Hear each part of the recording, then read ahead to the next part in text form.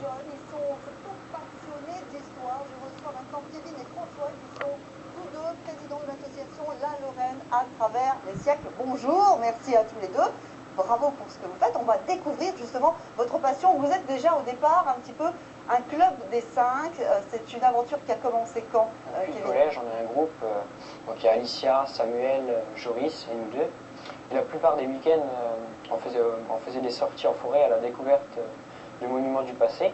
Oui. Et comme on est passionné par l'histoire de notre région, on a décidé de créer notre site internet. C'est La Lorraine à travers les siècles. Et ça présente les villes de Lorraine du passé jusqu'à nos jours.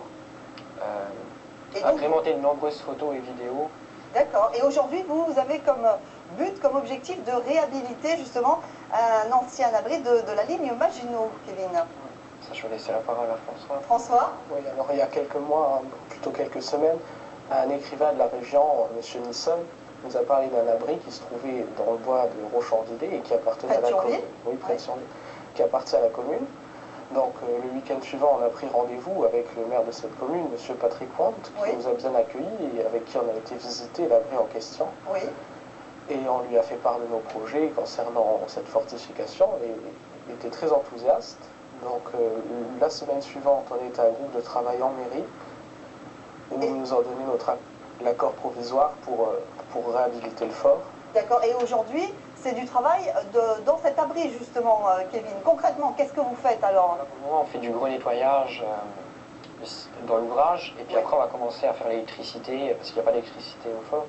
Puis on veut tout réhabiliter comme c'était à l'époque, pour faire un lieu de visite pour tout âge. D'accord, donc c'est un musée que vous souhaitez faire. D'accord. Donc vous souhaitez collecter aussi justement des pièces, des objets de l'époque. Tout objet de cette période pour reconstituer des scènes à l'intérieur de l'ouvrage. Alors ce qui est important, François, aussi de dire, c'est que pour l'instant vous êtes un petit groupe, hyper tonique, hyper passionné, mais vous recherchez les bénévoles aussi. Oui, exactement, oui.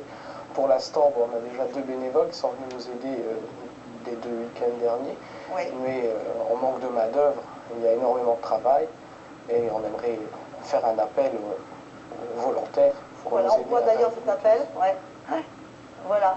Alors, vous avez été encouragé, vous l'avez dit, par la mairie. Il y a une convention qui doit être signée. Avec la commune de Roche-en-Villers. Oui. Et on a le droit d'occuper les lieux, de les réhabiliter, mais l'ouvrage appartiendra toujours à la commune de Roche-en-Villers. Un dernier mot pour terminer. Vous sentez un devoir de mémoire, vous qui êtes jeune, c'est rare quand même des jeunes qui s'engagent comme ça sur ce passé historique. Parce que ces lieux peuvent disparaître, là, ça tombe à l'abandon, la nature elle va prendre le dessus, donc on va refaire que ça soit visible au public. Très bien, en tout cas bravo Kevin et François, on retrouve votre site sur les réseaux sociaux, bravo pour ce que vous faites et bonne